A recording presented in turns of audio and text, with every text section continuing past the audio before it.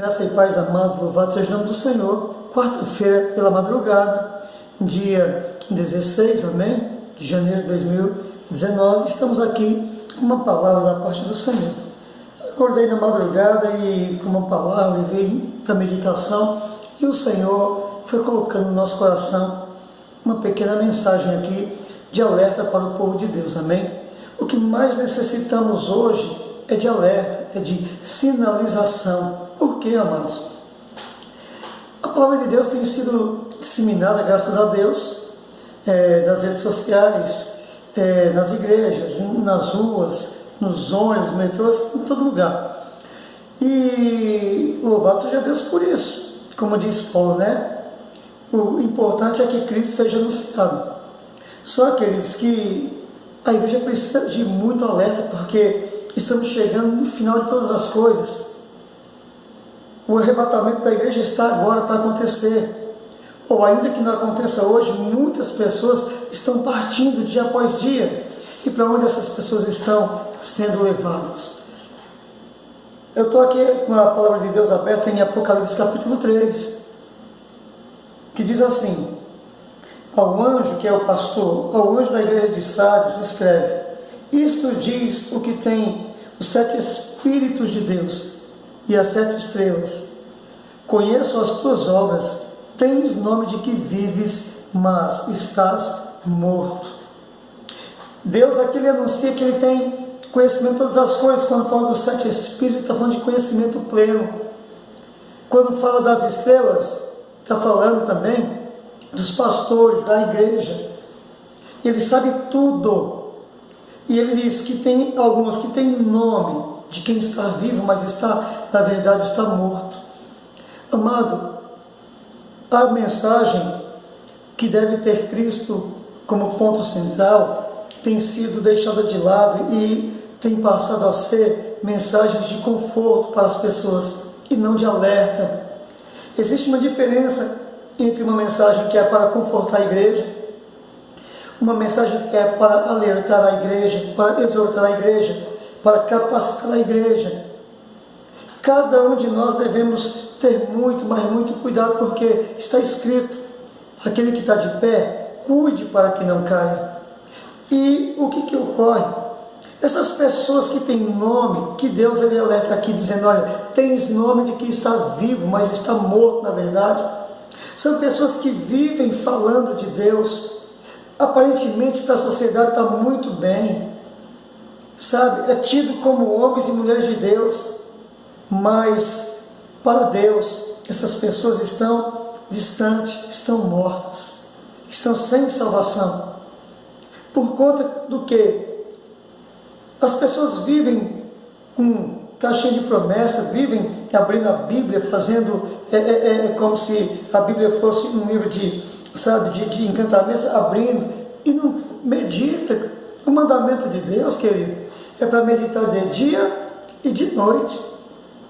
Foi o que Deus falou para Josué: medita nessa lei de dia e de noite, e fazendo assim você vai cumprir, tendo o zelo de cumprir, e aí você vai fazer com que esse povo herde a salvação, a terra prometida, a graça de Deus. Também a mesma coisa está no capítulo 1 de Salmos: olha, medita de dia e de noite. Nos evangelhos Jesus diz: olha, errais muito por não conhecer as escrituras e nem o poder de Deus, porque era tudo que artificial, querido. Olha, as pessoas ouvem tanto o evangelho, mas não cumprem o evangelho. Quantas exortação a palavra de Deus nos dá, falando que devemos ser um. Foi a oração de Jesus Cristo em João 17: Pai, ouve, Pai, tem misericórdia, Pai, que eles sejam um como nós somos um. Assim como somos um, que eles sejam um. Assim como eu estou no Senhor, que eles sejam um e venham estar em mim também. Mas você nunca viu tanta divergência entre a cristandade. Olha só, a palavra de Deus também nos ensina dizendo que não se meta em genealogias. Não se meta. Não, porque só vai servir para o quê? Confundir as pessoas. Então eu te pergunto: uns pregam milenismo, outros pós-milenismo, outros pré-milenismo. E aonde, eu pergunto, aonde está a palavra milenismo ou pré-milenismo, ou pós-milenismo na Sagrada Escritura. Não existe. Então, por que as lideranças cristãs discutem tanto esse assunto? Está confundindo as pessoas. Quando os próprios apóstolos, no capítulo 1 de Atos, perguntou a respeito disso, Jesus não deu resposta, não. A resposta foi até meio que dura. A resposta foi essa: que importa para vocês o tempo determinado pelo Pai? Não. Quanto a vocês, seguem-me. Quanto a vocês, façam a obra. Quanto a vocês, vivam a palavra. E não fica pensando nisso. Na hora certa vai acontecer. O importante não é você saber quando vai acontecer. O importante é você saber que você precisa estar preparado para quando acontecer. Por isso também, em Mateus 24, Mateus 25, ele fala sobre a preparação. Nós não sabemos o dia nem a hora, então esteja preparado. Então essas coisas, né, de gênio, essas discussão em televisão, essas discussão em redes sociais, isso aí só serve para controvérsias, para separação. Em vez de todos ter o mesmo pensamento, as pessoas não têm o mesmo pensamento. Ah, não, eu sou calvinista, não, eu sou luterano, eu sou hermeneuta, eu sou. Não, nós somos servos de Deus, cristãos. Você não conheceu, não, esses homens, você segue a Cristo. Ah, mas eles seguiram a Cristo, fizeram o melhor deles, louvado seja Deus. E agora nós temos que fazer o nosso melhor. Porque por conta disso aqui tem nomes de que vive, mas está morto. Olha, nunca se falou tanto de amor e as pessoas não conseguem amar de verdade. Amar ao ponto de se sacrificar, cadê esse amor? Não foi o mandamento de Deus, amarás uns aos outros como eu vos amei? O Senhor nos amou de maneira que deu a própria vida por nós, mas que amor é esse que as pessoas se separam?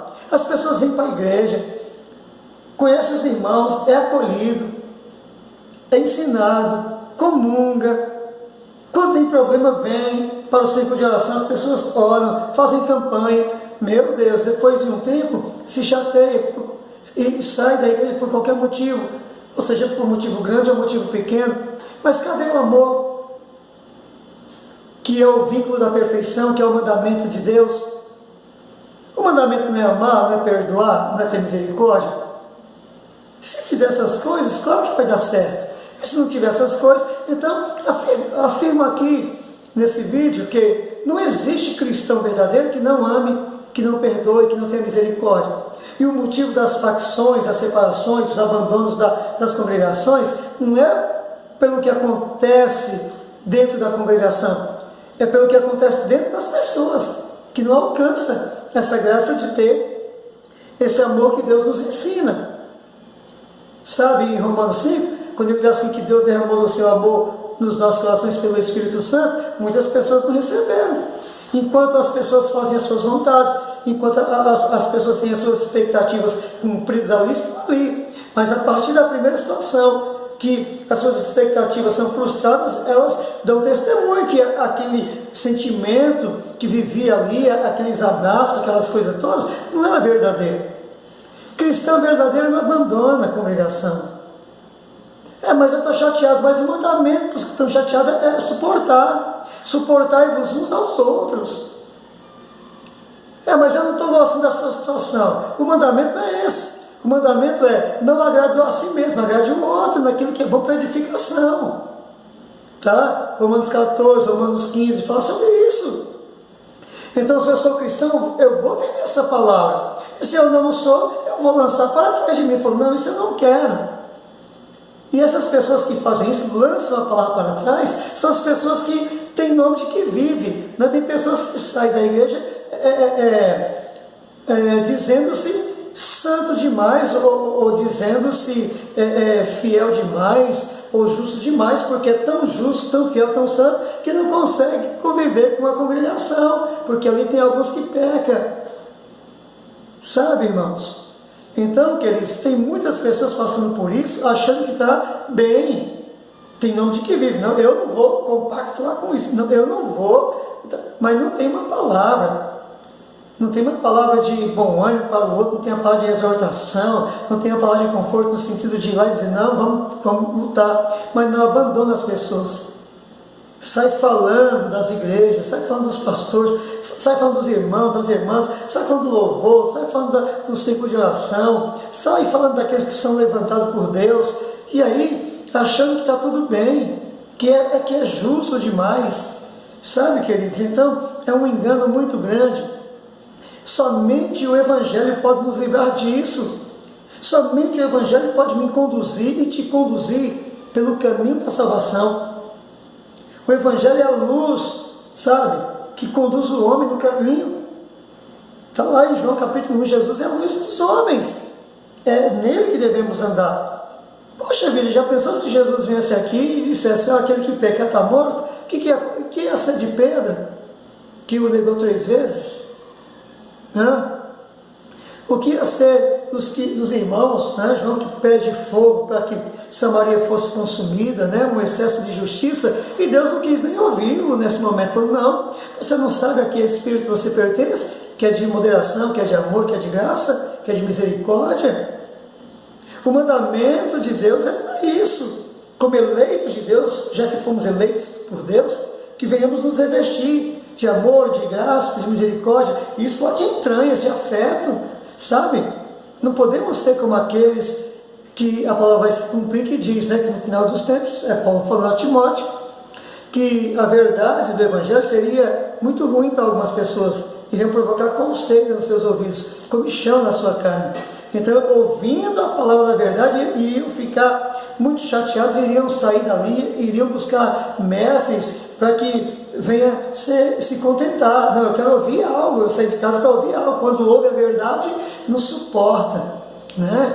Não suporta. Então, quer dizer, quantas vezes, né, o casal passa por situação difícil dentro da igreja, e aí o marido pega no pé da esposa. A esposa não pode chegar para o pastor, né, para um irmão, para uma irmã, e pedir ajuda, porque o marido se revolta mais ainda com a esposa. Não está falando da nossa vida, não. A palavra de Deus é bem claro, tem que buscar mesmo os mestres da lei, tem que buscar esses, tem que se aconselhar. Então, quer dizer, mas o marido se revolta contra a esposa, porque a esposa falou, foi pedir ajuda, e aí continua maltratando a esposa, e vice-versa também. Tem muitas esposas que, se o marido for procurar ajuda, está falando da nossa vida, e aí vira para o outro lado, e não obedece o mandamento da reconciliação. Sabe, irmãos, somente a pessoa enganada não se reconcilia.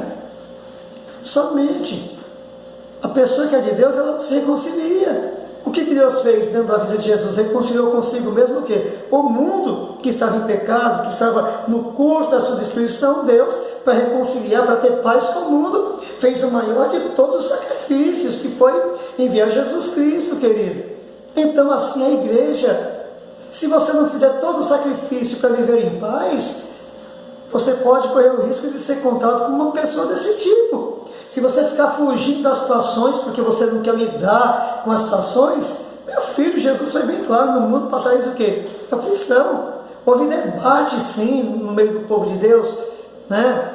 Paulo com os judeus ali, né? Judaizantes ali, teve uma reunião tremenda lá em Atos capítulo 15 para tratar de alguns assuntos. Você vê que Paulo, ele se chocou muitas das vezes com liderança judaica por conta da doutrina, mas eles não criavam inimizades.